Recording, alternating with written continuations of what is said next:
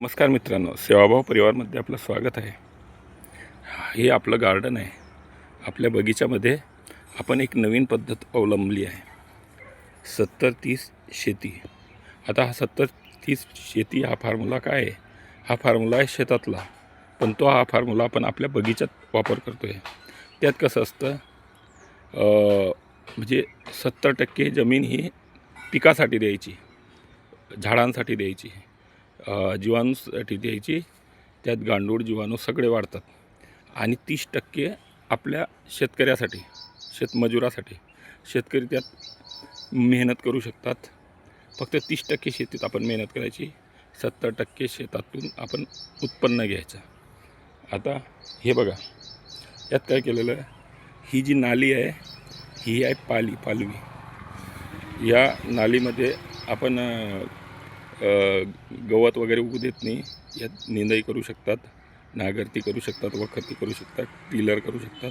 ही माती ही आपण खेळती ठेवायची.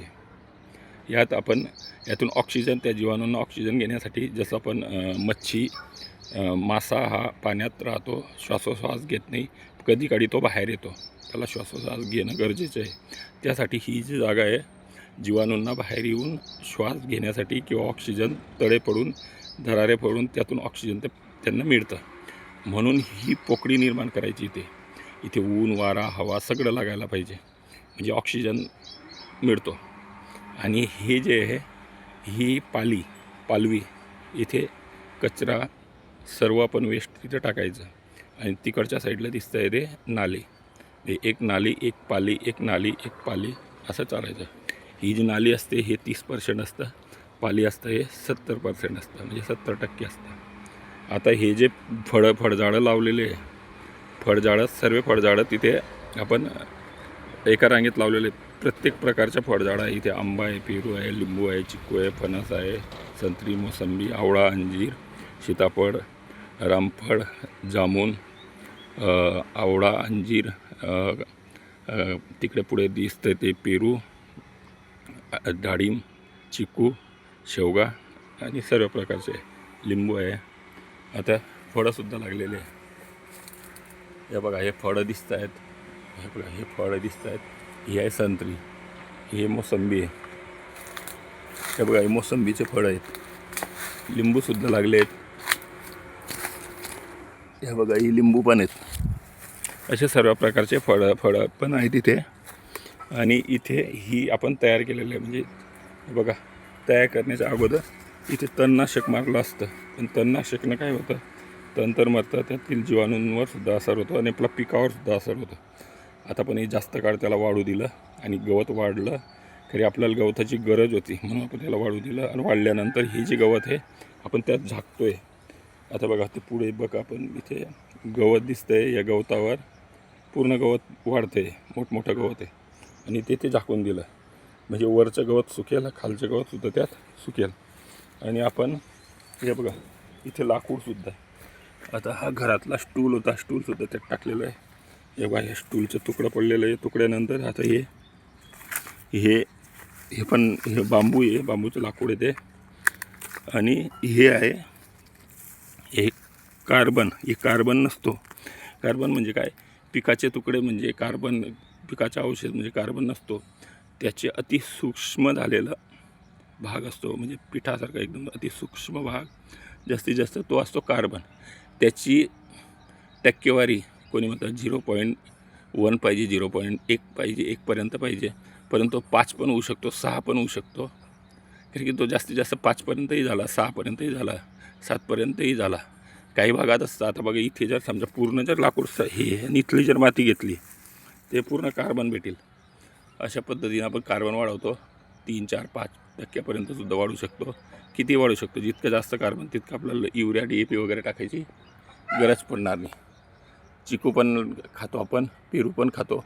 त्या रामफळलासुद्धा फुलं लागलेले आहे, जामून पण आहे, सर्व प्रकारच्या पण आपण इथे घेतलेले. बघा, ही मोसंबी आहे. आता युरिया नाही, DAP नाही, ही काही कमी नाही ना. बघा, मोठमोठे फळं आहेत. आता असा आपण प्रयोग केलेला आहे. आता ही जी नळी दिसते, ही नळी आपण एक कचऱ्यावर टाकणार आहे. हे चिकूचं झाड, हे बघा चिकूला फलधारणा होते आता. हे बघा हे दाट खूप फळं लागतील आता याला चिकूला. हे सर्व दूर आहे, सर्व फांद्यांवर फळं आहेत. हे आपलं चिकूचं झाड. आता हे आहे शेवगा, याची आपण छाटण करून घेतली आणि ती छाटण करून इथे टाकून घेतलेली. आपल्याला हे यात हा काडी कचरा किंवा गवताचे अवशेष वगैरे सर्व आपण इथे टाकलेलं आहे. हे आहे जामुनचं झाड. जामुनचं पुढे आपण एक बघू. हे आहे फणसाचं झाड. त्याच्या पुढे बघा आपण याला जाडी पण लावून घेतलेली, म्हणजे बाहेरून डुक्कर वगैरे किंवा कुत्रे वगैरे आतमध्ये यायला नको पाहिजे गार्डनमध्ये. ही आहे रामफळ. बघा रामफळला सुद्धा इथे फलधारणा होते. झूम करून बघतो, म्हणजे होते, सर्व फांद्यांवर लागलेलं आहे. हे बघा इथे बघू शकतात सर्वदूर हे रामफळ आहे. हे पेरू आहे. पेरूला पण आता ह्या दिवसाच्या सुद्धा ऑगस्ट महिन्यात सुद्धा याला फुलधारणा झालेली आहे. पेरूला सुद्धा म्हणजे बारमासी पेरू आहे तो. इथे सीताफळ आहे आणि सीताफळच्या बाजूला डाळिंबला सुद्धा फुलं लागलेली आहे. आपण जवळून बघू. हे बघा ऑरेंज कलरची फुलं आहेत. बरेच फुलं हे लागलेले आहे, म्हणजे आता कड्या लागतील. त्या डाळिंब पण निघाले आहेत. हे बघा लिंबूचा बहार निघालेला आहे आणि आहेत तिथे कुठे कुठे लिंबू. बघा लिंबू आहेत. हा आंबा पण या आंब्यालासुद्धा कैऱ्या लागतात. यावर्षी फक्त एकच लागलेली ती कैरी. हा तोतापुरी म्हणून आंबा आहे तो. आणि आपण इकडे बघितलंच आहे पेरू आहे. पेरूचा एक बार निघालेला आहे, आता दुसरा बार लागलेला आहे त्याला. आणि हे पपईसुद्धा आता याला बघा हे पिवळे डाग आहेत त्याला. हे हार्वेस्टिंगवर आलेले आहे. हे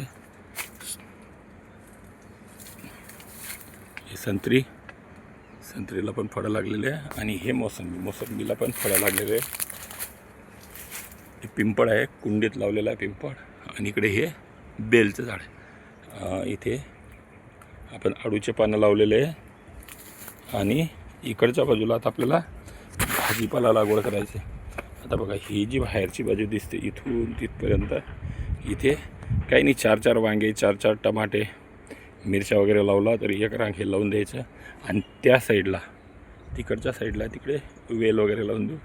तिकडे ते कंपाऊंडवर चढवून देऊ आले वेल, कारण की तिकडे खूप जागा आहे, वेल येतील. असे वेगवेगळ्या प्रकारच्या पण फळझाडं, फुलझाडं आणि भाजीपाला इथे लागवड करतो घराच्या शेजारी. आपल्याला असंच शेतामध्ये सुद्धा गार्डन करायचं आहे आणि प्रत्येक शेतकऱ्याने असं गार्डन करायलाच पाहिजे. ह्या आपल्या बगीच्यामध्ये आपण बघताय इथे आपण स्वच्छता केलेली आहे. इथे सर्व गवत वगैरे आपण जे निघालेलं आहे ते सर्व यात टाकलं आहे, लाकूडसुद्धा टाकलेलं आहे.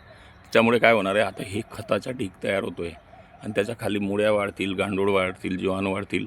आणि हे साईडला आहे ऑक्सिजन भेटण्यासाठी ती जी जागा आहे समजा, आपण त्याला तिथे मशागत निंदणी किंवा टिलर वगैरे करू किंवा तिथे सर्व प्रकारचे आपण म्हणजे जमिनीला मोकळी ठेवणार आहे हवेसाठी. आता आपल्याला हे जे फळझाडं आहेत, आपण वेगवेगळ्या प्रकारचे प्रत्येक प्रकारचे एक फळझाडं आपण इथे लागवड केलेली आहे. लिंबू आहेत, संत्री, मोसंबी, चिकू वगैरे, फणस, हे सगळ्या प्रकारचे फळ आपल्या बगीच्यात मिळणार आहेत. आता आपण एक करून आपण फळं बघू. आता हे आहे, हे मोसंबी आहे. बघा हे मोसंबीचे फळं आहे, मोठमोठे फळं लागलेले आहे. आणि हे मोसंबीचं छोटंसं झाड आहे, यालासुद्धा फळं आहेत. आता आपण इकडे हे बघा हे संत्रीचं झाड आहे, त्यामुळे याला पण फळं लागलेलं आहे. हे पण तसं मोठमोठे फळं आहे. बघा हे फळ छोटं नाही, मोठे झालेले आहे, म्हणजे आता हार्वेस्टिंगवर आलेले आहे. ते पिकल्यानंतर आपण काढू त्याला थोडंसं गार्डनमध्ये असल्यामुळे. आता बघा त्याच झाडावर आपण हे फांदीवर आपण हे फळं मोजू. बघा हे 1 आहे, 2, 3, 4, 5, 6, 7, 8, 9, 10, 11, 12, 13, 14, 15, 16. ह्याच फांदीच्या दरला 17, 18, 19, 20, 21 फळं आहेत इथे. बघा हे खालीसुद्धा त्याचे फळं लागलेले आहे. सर्व प्रकारचे पण इथे फळं आपल्याला भेटतात. हे आडूचे पानं आहेत आणि ही पपई आहे आणि सर्व प्रकारचे फळं आहेत. समोर आपण तिकडे बेलचं झाड पण आहे, मोठं बेलचं झाड आहे. हे बघा आपण कुंडीमध्ये पिंपळ लागवड केलेली आहे. हे बघा हे पिंपळ आहे, त्याला काठीचा आधार दिलेला आहे. हे पिंपळ आहे, हे आपल्या घराच्या शेजारी आहे हा बगीचा. हा बघा ही इथे साफसफाई चालू आहे आणि स्वच्छता ठेवणं शेतकरी असं आहे की आपण मेहनत करायचं नाही, उत्पन्न मिळणार आहे. या खोट्या गोष्टी मेहनत तर करणे गरजेचे. हा मेहनत कमी करायची पण चांगलं काम करायचं. आता बघा याला फळं लागलेले आहे. हा दुसरा वार आहे, हे पण येईल. म्हणजे हे पूर्ण आहे रेसिड्यू फ्री आहे, विषमुक्त आहे. याच्यात कुठल्याच प्रकारचं आपण रासायनिक खतं टाकत नाही. यात आपण जीवामृत, गोकृपामृत हे सर्व प्रकारचे आपण जैविक टाकत असतो, जीवांना पोषक असतो. आता आता हे बघा आता याला काय करायचं, उंबर आहे. आता उंबर उगलेला आहे. आता बरेच लोक म्हणतात उंबर आपल्या घरापासून उपटायचं नाही. आता बघा आपण उपटला नाही, याला असा ठेवलेला आहे. ह्याच्यावर आपण हे टाकतो. आता बरेच लोक मूर्त्या नदीवर फेकून देतात, फोटो रस्त्यांवर फेकलेले असतात. देवाचे फोटो आपण त्याला देव मानतो तर ते फेकून देतात. पण आपण ह्या उंबरला काय केलं आहे, त्याच्यात खतात रूपांतर केलं आहे. त्याला आपण विसर्जित करतो आहे, तिथल्या तिथे त्याला गाडून देतो आहे. आता बघा हे जे आहे ना उंबर, आता इथे गाडून दिला, हे तोडणार नाही. म्हणजे तो उंबर आहे, उंबरवर आहे वाढला तर इथल्या इथे वाढल्यानंतर आपण हे करू. म्हणजे आता इथे हे उंबर त्याचं खत तयार होईल. असं काही नाही आहे. हे बघा हे लिंबू आहे, लिंबूसुद्धा लागलेले. बघा लिंबूसुद्धा बरेच लिंबू आहेत. जसं लागलं तर आपण एक दोन लिंबू घेत असतो. आता बघा हा पिवळा लिंबू आहे. आता मला गरज नाही म्हणून मी लिंबू घेत नाही. हे बघा इथे हे लिंबू लागलेले आहे. हे लिंबूची सुद्धा आपल्याला भेटतं. हे आंबा पण आहे. आंबा आपला हा तोतापुरी आंबा आहे. यालासुद्धा पण फळं लागलेलं होतं. एकच फळ आलेलं होतं यावर्षी. म्हणजे 1 वर्षाआड फळं येतात ते. तिकडे रामफळ आहे, रामफळलासुद्धा फुलं लागलेले आहे. त्याच्या बाजूला जामून आहे, त्याच्या बाजूला शेवगा आहे, हा पण शेवगा आहे. आणि जामूनच्या शेजारी चिक्कू, फणस, हे पेरूचं झाड आहे, डाळिंब आहे. म्हणजे सर्व प्रकारचे आपण फळं आहे. आता बघा ही किती गवत दिसते. हे गवत पूर्ण ह्या गवतामधल्या म्हणजे या ज्या पाली गवत आहे, पालवीचे आहे, त्याच्यावर आपण ते गवत टाकून देऊ, झाकून देऊ.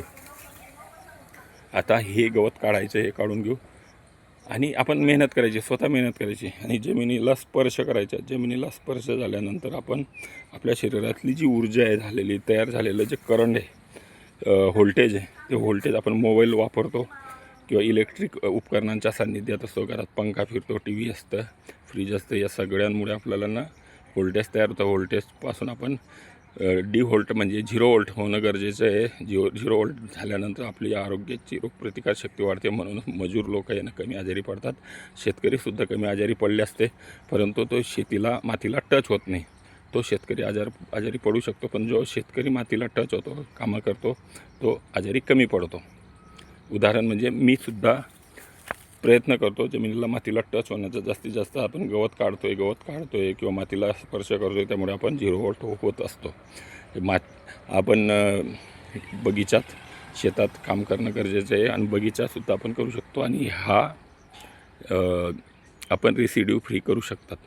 अशा पद्धतीने आपण आपल्या बगीचाची ठेवलेली आहे. आपणसुद्धा बगीचा करू शकतात. शेतातसुद्धा असं छोटं गार्डन करायचं. 10 गुंठे शेती आपण आपल्या परिवारासाठी जर वेगळी ठेवली, समजा फळझाडं जर ठेवले, समजा तिथे भाजीपाला लावला तर आपल्याला रेसिड्यू फ्री भाजीपाला भेटू शकतो. जमीन जास्त असली तर आपण 1 एकरसुद्धा ठेवू शकतात. 1 एकरमध्ये सुद्धा अर्धा एकर ठेवू शकतात. 10 गुंठे ठेवू शकतात, गार्डन करू शकतात. गार्डनला कंपाऊंड वगैरे करून आपण असं गार्डन करू शकतात. आपल्याला हाच व्हिडिओ जर आवडला तर लाईक करा, शेअर करा. आपल्या चॅनलला जास्तीत जास्त लोकांपर्यंत पाठवा. चॅनल सबस्क्राईब करा आणि नोटिफिकेशन ऑन करा, म्हणजे आपले नवीन येणारा व्हिडिओ आपल्याला लवकर मिळेल. धन्यवाद.